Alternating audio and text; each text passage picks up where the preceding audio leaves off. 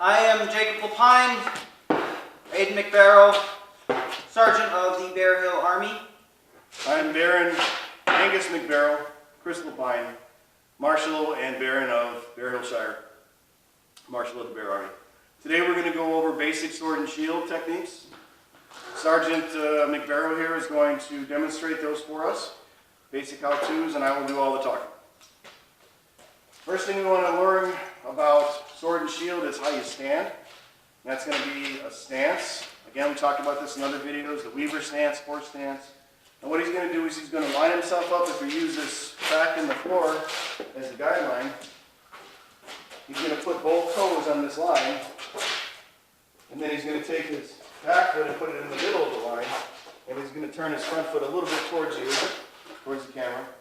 The shield is going to be more here, and it's going to be used as a blocking, up and down, side to side, punching if he wants to punch with it, or a shield straight up bash punch, and he's punching with the edge of the shield. The sword is here as a basic guide for defending behind the shield and then reaching out to attack after the opponent attacks. So if I'm coming in to attack here, he blocks and then he attacks. Okay? From the side, block, and he attacks. That's the basic premise of sword and shield. You've got defense and attack. The distances when you use the sword and shield are very much going to matter because you don't have the reach that, say, a long sword would.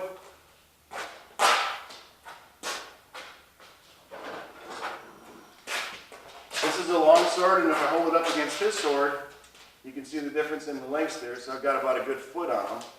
If I'm using this sword to attack him with a sword and shield, I'd want to make sure that I can keep him away from me because this is a lot of armor that he can use to stop me. He wants to get inside with the sword and shield because that's where he can do the most damage.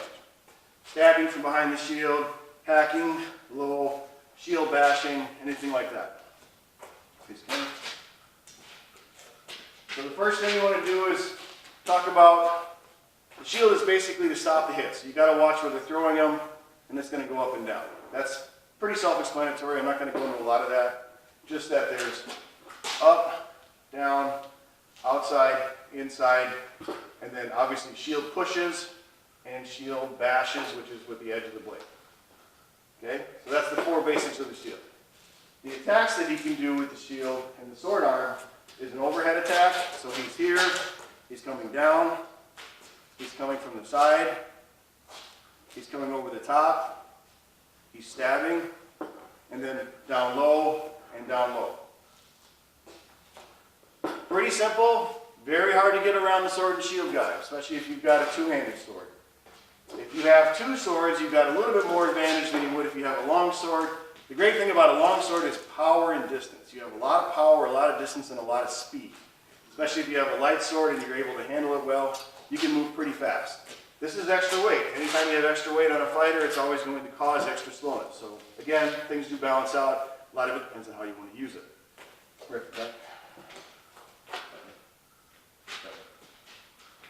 Moving is going to be a stepping thing. So he doesn't want to just turn and face the camera and then walk right towards it like this. That kind of defeats the point of the shield. What he's going to do when he fights is he's going to move forward in a stepping manner like this, as he's kind of coming in and he's constantly covering himself back up. And when he backs up, he's going to back up the same way.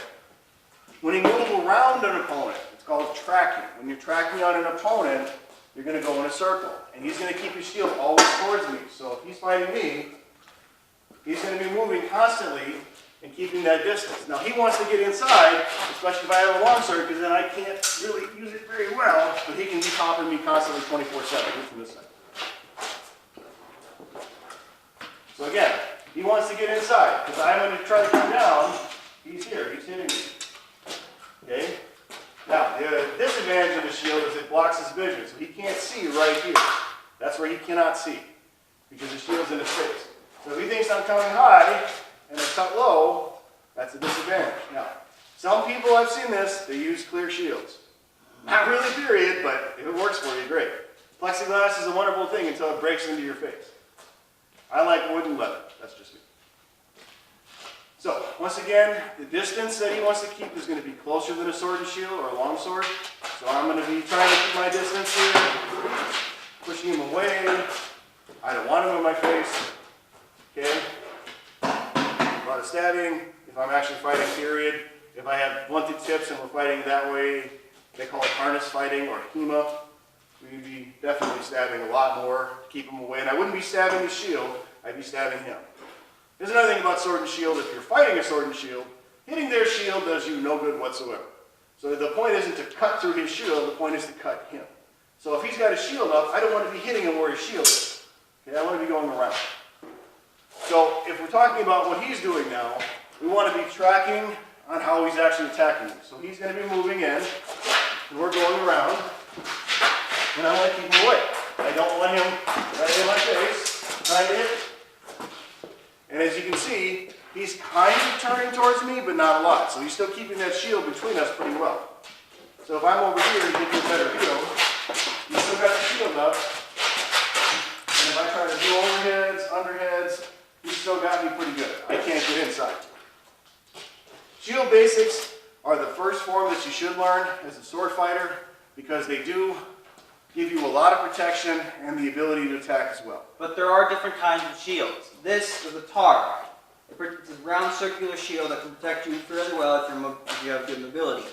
We didn't bring our heater up here so we could show you a comparison, but just bear with us. A heater shield is basically like a triangular shield. All 4 points, it's like a door. The Targ shields are light and they're small, so they don't give you as much protection as, say, a Viking round shield would, or one of the more Oriental or Greek shields. The Targ shields I prefer because it definitely gives you 360 coverage no matter where you're blocking from. Heater shields have points on them, looks like a big triangle. Roman shields are the big square rectangles, very heavy, very hard to get around, but also very good for protection. You can put 6 of those together and it's a wall, it's a shield wall. These, not so great for shield walls. This is definitely a one-on-one fighter shield, very fast. My personal favorite, some people prefer others. It's a personal preference. A lot of it's going to depend on how we fight with it. In other lessons, we'll show you the differences between a Targ and a heater. We'll get into that later. That's the basics of sword and shield. Thanks again for watching. Find us on Facebook and YouTube, Bear Hill Shire. You guys have a great day. Thank you, sir. No problem.